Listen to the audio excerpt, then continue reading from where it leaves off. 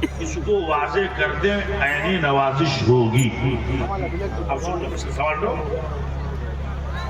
یہ سوال کئی سال پہلے ہماری جماعت کے ایک بہت بہترین عالم علامہ مولانا مفتی محمد آفاق عالم صاحب چنامانہ میں پہلے پڑھاتے تھے، انہوں نے بھی مجھ سے کہا تھا کہ آپ ابوجی کے ساتھ رہتے ہیں، اکثر جلسوں میں جاتے ہیں، یہ مسئلہ آپ ضرور بیان کیجیے گا کہ بہت سے پولٹری مرغی، پولٹری ہوتا ہے نا، اس کے ذبح کرنے والے غیر میں ہوتے ہیں، وہ بسم اللہ اللہ کچھ نہیں، بس سیدھا کاٹ دیا اور مسلمان اس کو کھا رہا۔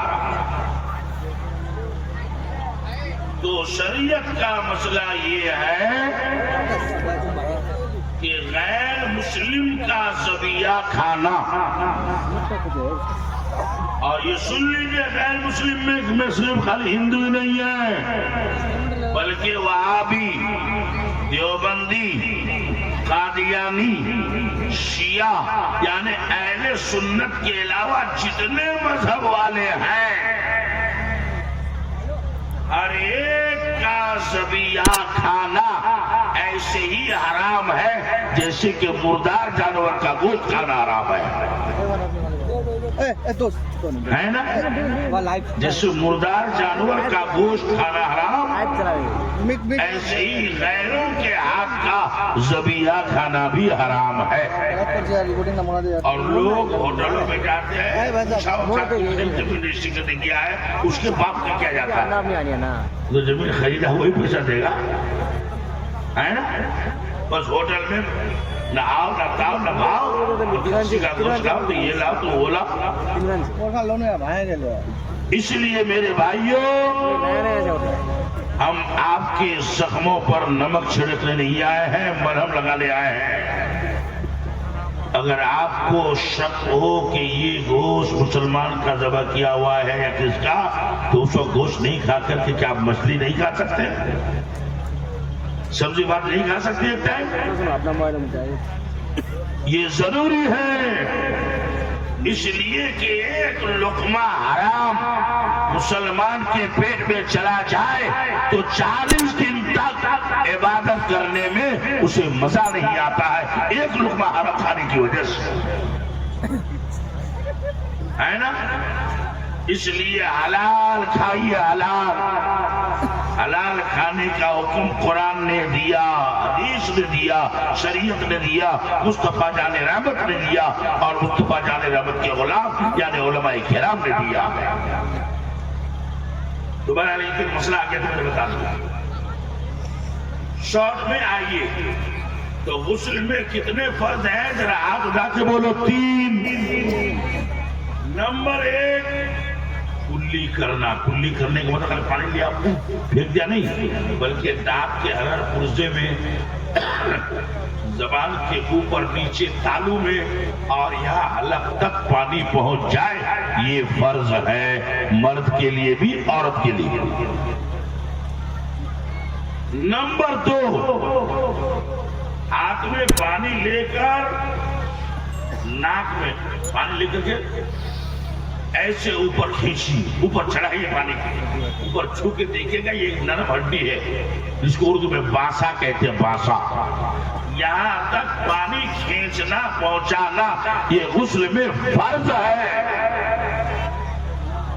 اگر کوئی ایسا نہیں کیا، پورے مانندہ کا پانی بہا کے چلایا، وہ جیسے نہانے سے پہلے ناپاک تھا، نہانے کے بعد بھی وہ ناپاک کا ناپاک رہا۔ کیا فرض ہو گیا؟ جلدی بولیے۔ 2۔ لیکن یہاں ایک سوال پیدا ہوتا ہے، مان کے چلیے رمضان کا مہینہ ہے، کوئی اس طرح سے مبالغہ کے ساتھ کلی کرے، ناک میں پانی چڑھائے تو خطرہ ہے، ڈر ہے، 1-2 قطرہ پانی اندر چلا گیا، روزہ کھاتا؟ تو ایک فرض ادا کرنے کو چلے تھے، دوسرا ہی ختم ہو گیا، ہو سکتا ہے نا؟ تو اس کا کئی ایک جواب ہے، تو ایک سنا دیتا ہوں، چونکہ اتنا ٹائم میرے پاس تفصیل سے بیان کرنے کا نہیں ہے۔ جس کو تفصیلی مسئلہ معلوم کرنا ہو ہم کو فون کر کے معلوم کر لیجئے گا. ادھر یہاں کے علماء کے پاس میرا نمبر موجود ہے. رمضان کے مہینے میں سب سے پہلا یہ کہ صبح ہونے سے پہلے رات میں ہی آپ غسل کر لیجیے.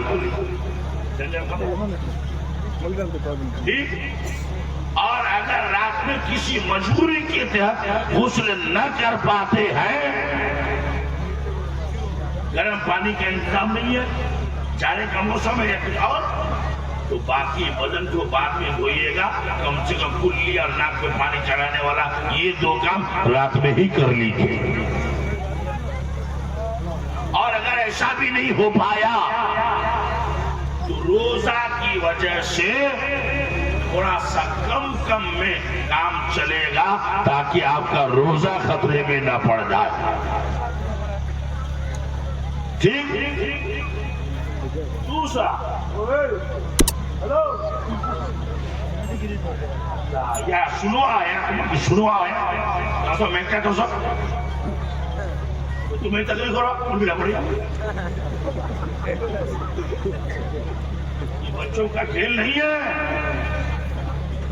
آج جو لوگوں نے مولویوں کو، عالموں کو، اماموں کو ہلکا سمجھ لیا ہے، اس لیے مسلمان ذلیل ہو رہا ہے. ذلیل جی حضرت اورنگزیب عالمگیر بادشاہ، ان کے استاذ جنہوں نے نور انوار کیا،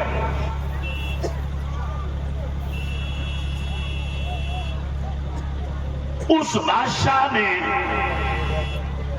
ایک دن کشتی کا سفر کرنے کا ارادہ کیا تو خادم سے کہا جاؤ ہمارے استاد کو بھی کہے تو ملا جیون ان کا نام ہے، ملا احمد جیون رحمت اللہ علیہ.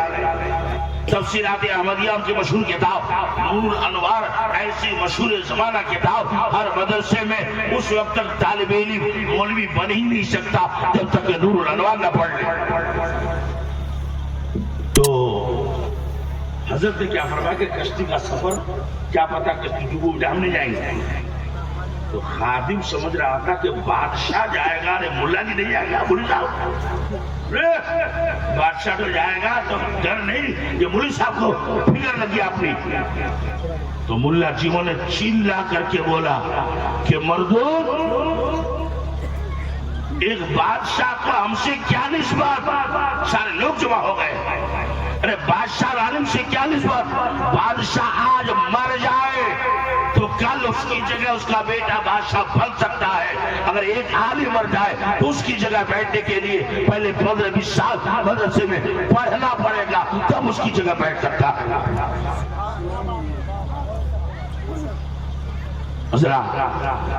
تو بہرحال ٹائم آپ کو میں زیادہ نہیں لوں گا، سرکار باب حضور موجود ہیں. یہ مسئلہ کم سے کم یاد رکھیے تاکہ کم سے کم قیامت میں اتنا تو آپ کہہ سکیں کہ لاکھوں کا خرچہ کر کے ایک جلسہ ہوا تھا، اس میں ایک مسئلہ ہم سیکھیں. ورنہ ہمارے یہاں لاکھوں کا جلسہ پانی میں جا رہا ہے. پانی وہ آ رہے ہیں. ان کو کیا پتا کہ یہاں کون سی بیماری ہے؟ وہ تو جو یاد کر کے لائے ہیں رکھ کر کے وہی سنائیں.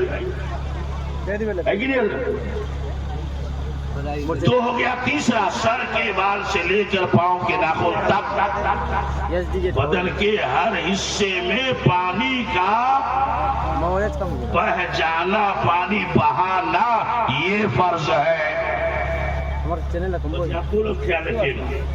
ایک ہے پانی پہنچنا، ایک ہے پانی بہنا. یہ پانی بھگا کر کے ایسے کرتی پانی پہنچ گیا، یہ فرض نہیں ہے، بلکہ پانی ڈالیے قطرہ قطرہ وہ گرے، اس کو کہتے ہیں بہنا. تو بدن کے ہر حصے سے پانی بہ جائے یہ غسل میں فرض ہے. اب میں اتنا کھل کر نہیں بول سکتا کیونکہ میری ماں بہنیں بھی موجود ہیں. تو ہر حصے میں پانی بہے کس صورت میں؟ کیا سڑک کے پاس ٹیوبل ہے، میری ماں بہنیں وہاں آتی ہے، اس میں غسل فرض ادا ہو جائے گا؟ اس لیے ضروری ہے کہ آپ اپنا بلڈنگ بعد میں بنائیے، ماں بہنوں کے نہانے کے لیے باتھ روم پہلے بنائیے، تاکہ شریعت کے مطابق وہ پاک ہو سکے، فرض ادا کر سکے، اور زندگی بھر وہ ناپاک نہیں پاک بن کر کے رہے۔ حضرات اسی طرح جس طرح ہمارے حضرت نے مسئلہ بیان کیا، کسی کو پوچھنا ہو تو میری طرف سے اجازت ہے، کاغذ میں لکھ کے دے سکتے ہیں، میں آپ کو بتاؤں گا۔ اب آئیے عمدن برسر مطلب اس عظیم الشان نوری کانفرنس کے لیے اتنے مجمع میں سرکار حضور عالی سرکار بابا حضور کے دیوانوں کی اس بھیڑ بھاڑ میں ایک ایسے عقیدت مند سرکار بابا حضور کے عاشق کو آواز دوں جو اس نوری کانفرنس کے لیے اولاد رسول کے مبارک ہاتھوں میں، ہمارے ہاتھ میں نہیں، اولاد رسول کے ہاتھ میں ہماری پہلی بولی پر صرف 11,000 روپیہ لا کر کے پیش کر دے۔ پورے مجمع میں کوئی ایسا دیوانہ جو اولاد رسول سرکار بابا حضور کی محبت و عقیدت میں، چاہے ہمارے جلسے کے صدر صاحب ہوں، سیکریٹری صاحب ہوں، خزانچی صاحب ہوں، کیشیئر صاحب ہوں، ممبر صاحب ہوں، مکھیا جی صاحب ہوں، کوئی صاحب ہوں، میں یہ دیکھنا چاہتا ہوں کہ بابا حضور کا کون ایسا دیوانہ کہ جو جلدی سے بغیر کسی لیٹ کے، بغیر کسی ڈیلے کے